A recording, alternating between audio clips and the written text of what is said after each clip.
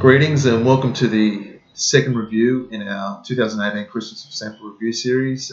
This one is another one that's been very popular on our forum in the last 12 months. It's the Juan Lopez Seleccion number 2. There it is. Yep. If you can see that. Band. A bit hard to see there, but I've got to say to you, Luca, I've been a little bit taken aback, surprised by the popularity of these, or how these have come back. I don't know, what are your thoughts on that? I love them. I've got 2 boxes, 2 cabinets now. I've smoked through a quarter of one. They're about 2 years old, and I need to hide them away because I can't keep my hands off them. I'm really liking the flavours that they have, which we'll be discussing in this video. They're really good. Okay, fair enough. And what flavours do you tend to get out of them? The ones that I've been smoking, it reminded me of the first one I tried when Rob Lopez brought a box down on a State of Origin night at your place, and I think they had about 4 years of age on them, and he hit the nail on the head when he said it tastes like a Negroni cocktail, and I 100% agree. I usually get that orange bitterness, but it's not an unpleasant bitterness, with a little bit of sweetness throughout as well, and to me it reminds me of the Negroni through and through. Yes, I would again agree with you. Going by the cold draw, I'm certainly getting a coffee and sweet citrus type flavour out of this on the cold draw, and it's a nice sweetness in there. Definitely. Yeah, very pronounced. It's not mild. Yes, it's really there. All right, what we're going to do, we're going to light this up and then come back and discuss the cigar in the first third. Okay, so we've lit our cigars up, and look, straight from the first puff for me, I got that orange twang. Yes, orange citrus twang that you get with JL2 that's been popular with it lately. Yeah, it's and plenty of smoke. Yeah, heaps of smoke output. Construction's really good. The draw is perfect, and it feels a bit firmer in some areas on my one, but it hasn't affected the draw at all. There's a really nice orange citrus twang there. It is. I'm telling you guys, if you haven't tried this, it's really interesting. I'm going to come out and just tell you that the Juan Lopez marker is something that I naturally gravitate to. I did a review of this in last year's Christmas Sample Series, but I found it very strong for my liking, and I said as such because it was, to me, it was more of the toasted tobacco spine and coffee, and then a lot less of that orange citrus sort of flavour. But this isn't like that at all. This is certainly... I think that JL2 is a bit of a unsung hero. It doesn't get as much attention as it deserves, to be honest. Yeah. I found this is more... and I found that this is more of that chocolate orange. I mean, Lopez talks about them being like what we call in Australia, like Jaffa chocolates. You might not know what that is, but they're like chocolate balls covered in a hard shell. It's orange, and I guess it's an apt description. Yeah, I could see that as well, being a part of it. What stands out for me, as I mentioned, is that orange citrus. But at the start, that's all I'm getting, which is really interesting. Very interesting. Yeah. The other way to describe it, on 2424 listings, Lopez has described them as being like a coffee cake. I think like a Contro covered coffee cake. Contro being like a orange cognac liqueur. It's an interesting description, yeah. And I can see that too. And this definitely, this is didn't definitely think of that. But yeah, that's up this alley as well. Yeah.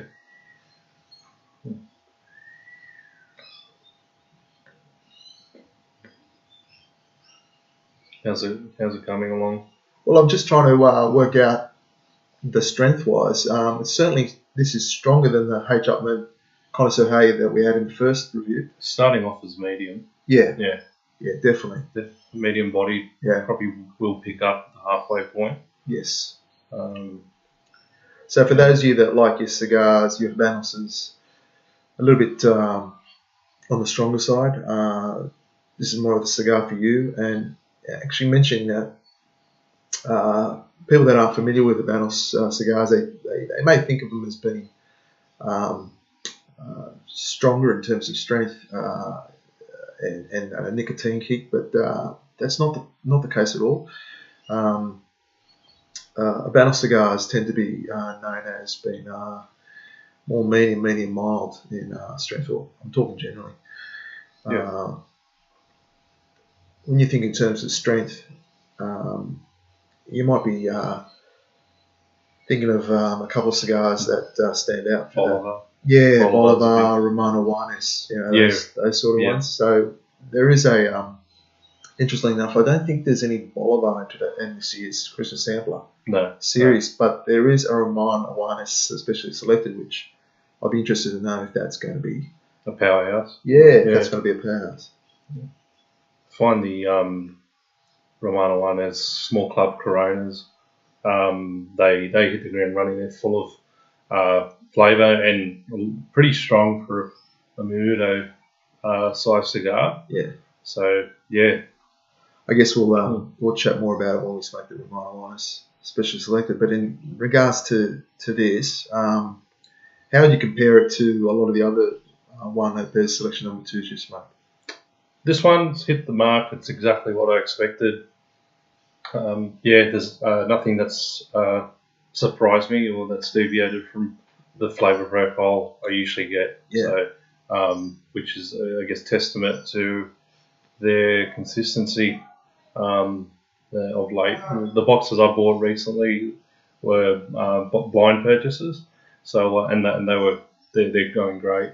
I think you've said the same for the one you smoked, or so you've only smoked one. I think. Exactly right. So just to fill you in, I never try to in regards to cigars, I never try to say, well, I'm never going to smoke that again if it's something I don't connect with. I'll try again and again and again. So a couple of cigars, for example, that I've had, I haven't connected with in the immediate past would have been, say, the Monte Cristo Petito Mundo or the Juan Lopez Selection number 2. And I mean, last year I was talking to you just recently how I had our good friend Jason gave me one, and it really gave me a nicotine kick, and I couldn't even finish it. And that wasn't the first time, but that's surprising. You're a regular smoker like me. I've had them in the past. I've smoked through probably two or three boxes like so far, and that was a couple of years ago. And I didn't find them as much of a powerhouse. They had a lot of great coffee notes there, but it was just kind of very surprising and knocked you out of it. No, and that's true. I was surprised too, but it doesn't preclude me to say, oh, that's how they all are, or I'm never going to get a box. So I made sure, when we ended up getting a box each together, give it another try, keep learning from it. Even recently, I on my trip to the USA, I was on a cruise for a week, and Bolivar is a market I don't tend to connect with, and that's another story which we'll go into the review series about markers that people connect with and don't connect with. Bolivar's not one that I connect with because of the earthiness, but having said that, I've had some really nice ones. I haven't minded. So I had a Bolivar Bellicostas Phanos, which I don't mind having from time to time, and I had one on the boat, And funnily enough, I ended up smoking it and meeting other passengers that week. And this one time I met a guy called Kevin that coincidentally loved Bolivar. He was from Canada, and he had boxes and boxes of Velocostas Phenosis. So it was just funny that would happen. He smokes them every day. He smokes them every day, and I meet him, in international waters somewhere off the coast of Jamaica, and he's telling me this. It's quite amazing how the world's so small. I couldn't help but chuckle and respect what he was saying, and he was talking also about Bolivar Coronas Gigantes, and he loved them too. But anyway, going back to the Juan Lopez selection number 2. So the last few I had were a bit too strong for me, but that one that I had, that first one out of the box, was saying was a bit loose, but flavour wise, it's still delivered, and every bit as much as this has so far. Yeah, I just it connects with me because I just love that flavour profile. It's a very different orange citrus to what I find in the Kid Coronas. Sure. It's very unique to one Lopez. So yeah, and it's good to have that other dimension of a flavour that is similar. It's very interesting that other dimension there. Yeah. I hear what you're saying. Yeah. So because I find that Kid Coronas are more of a orange citrus with that nice shortbread throughout. Absolutely. There's no shortbread in this. Yes, that's exactly it. So the core of a Kid might be that shortbread and intertwined with the citrus, but this core is definitely a coffee or toasted tobacco core there. It's quite distinctive, and with that orange citrus and chocolate sort of flavour with it, it's really, really enjoyable. Not getting much chocolate at the moment, but yeah, see how it develops later on. There you go. We're going to leave it there, and we're going to smoke it well into the second third and come back and give you some further thoughts. We'll be back soon. So we've smoked a bit through it, and how's it changed for you, Luca? Or maybe it hasn't changed? I'm getting a little bit of a light chocolate on there, mixed in with that orange citrus note. On the retro, it's got a tiny bit of bitterness, which is nice as well. I really like that. And that's why I keep saying it's overall reminds me of a Negroni, that the orange twang and that bitterness in there as well. And it's not a bad bitterness, it's really pleasant. And both of those flavours working together really complement each other. So that's what I'm getting at the moment, and the light bit of chocolate in there. I was just, we were talking about the amount of smoke output from the JL2s, and Lucas smoked quite a few more than myself, but I had noted that the last few that I had, there was a lot of smoke output, and you were saying that you're getting a lot of smoke output out of it.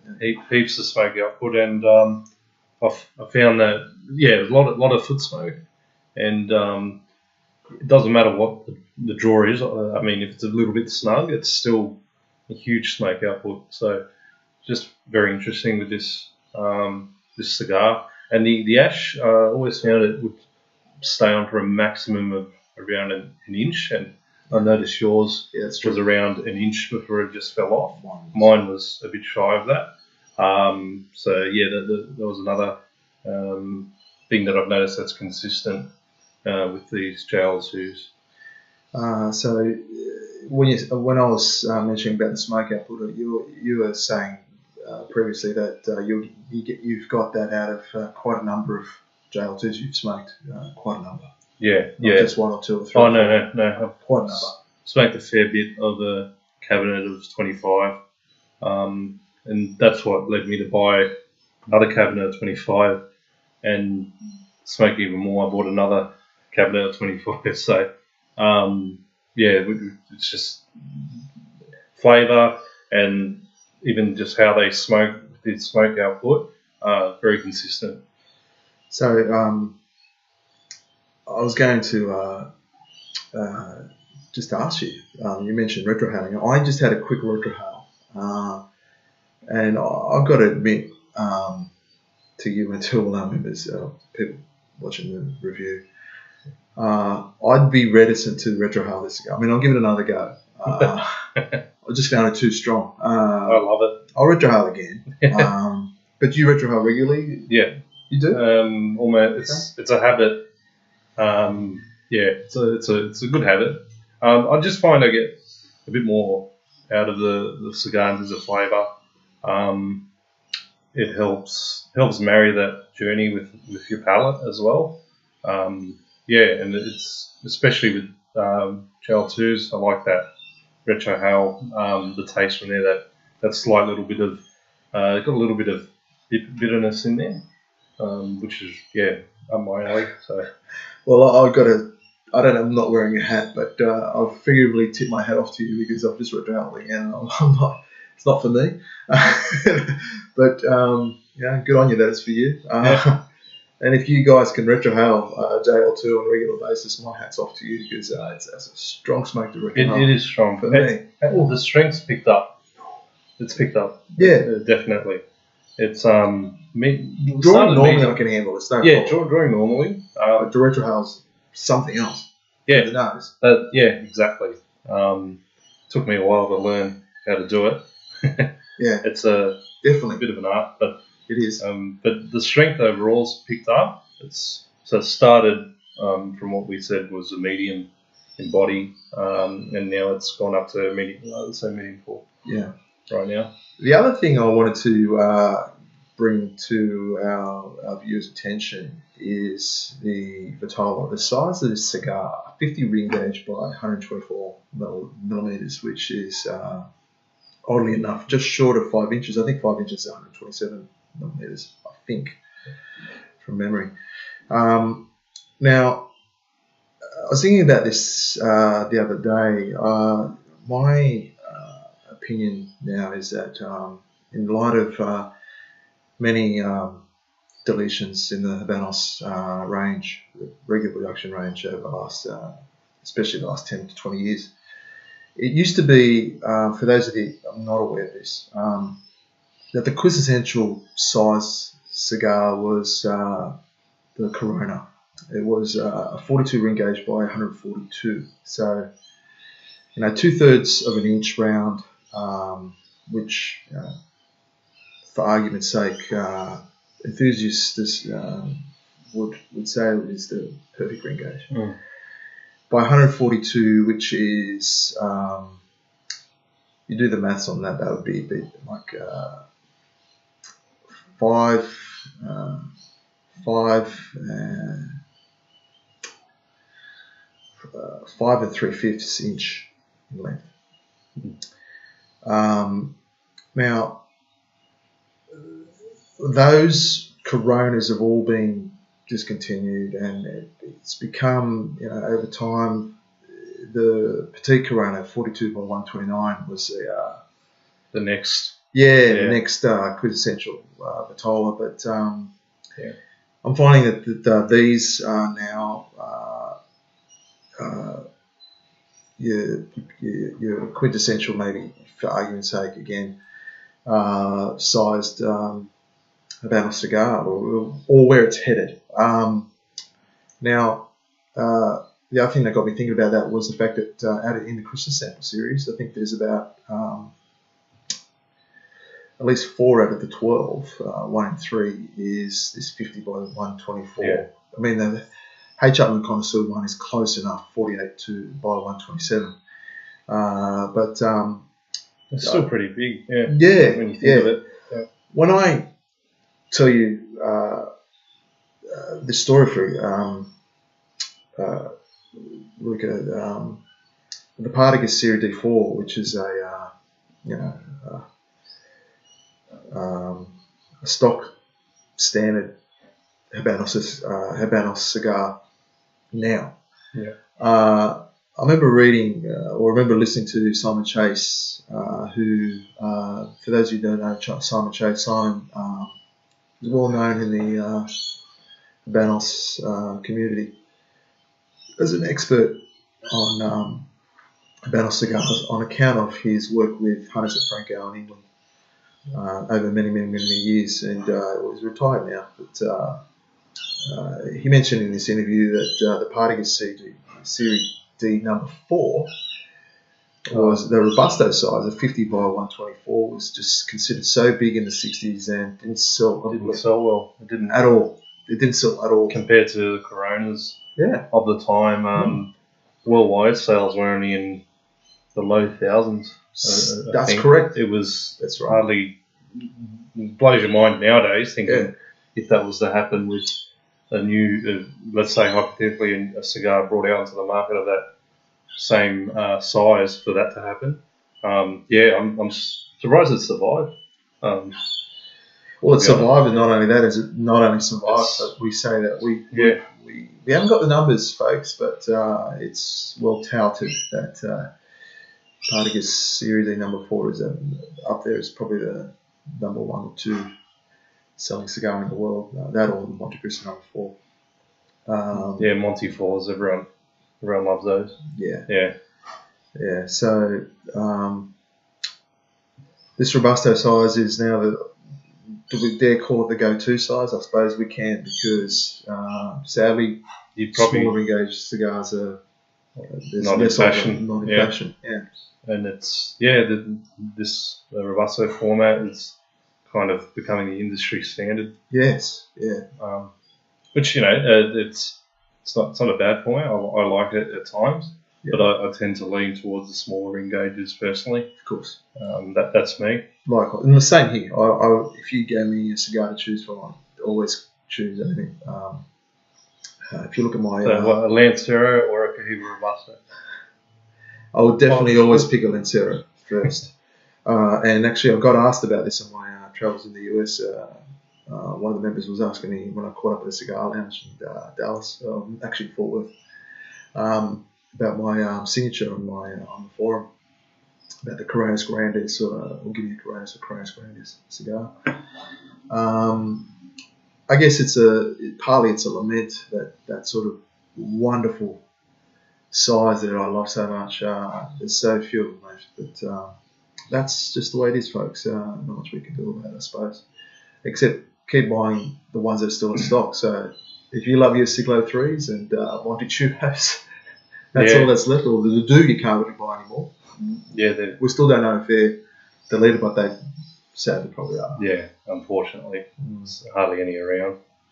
Chudos are really good smoke too. They're Monte not. Cristo Chudos? Yeah, they're not well known, to be honest. No. I think it's mainly because of the price point, because of them being in tubes as well, and being heavier to ship as well. That adds on to the cost. That's my opinion. Maybe because they come in 10 count. Do they come in 25? 10 and 25. Yeah. Do they come in 25? Yeah. Okay. How's it going for you still? The burn's been pretty razor sharp as well, and it's good construction. It's corrected itself. On my one throughout. No complaints there with that. I did have to move my band up a little bit because I had a bit of just a small gash in the wrapper, but there's no leak of smoke coming out of it, so hopefully it'll just hold it together there for the rest of these. My preference for this, going into the last third, the orange citrus or the orange chocolate, that sweetness to it has lessened or dissipated a bit more. So personally, folks, my preference for this would be to let them rest. So in my humidor upstairs, I've got that box of JL2s, and I've got them all down the bottom. So I'm going to go through probably half the box young, but I've definitely got quite a number that I want to just put away and see what they're like at 2, 3, 4 years age. Because importantly, the important point that I want to mention is that when Rob, you mentioned earlier in the review that Rob came over, he did bring out some Juan Lopez selection number 2s, but they were 4 years old, and They were great. They were great and completely different world to this. Yes. Yep. Yes, they were. They had that contro, more of the sweetness, more of the refined. They were way more refined. The toast tobacco was way more refined. Coffee was lighter. Something definitely that I would gravitate much more than what it is when it's younger. That's just me. Yeah. The main problem is if I can keep my hands off them for that long and keep myself smoking other cigars out there, because these are just they're great young as well. Yeah. I haven't had these with less than a year on them. Okay. The ones I had have about 2 years. So keen to hear your thoughts if you've smoked these quite young and what they were like. Pretty interested to see what you guys think as well. Yeah. All right then. Well, thank you for joining us. Look forward to meeting you in the next review. Until then, happy smoking. See you guys.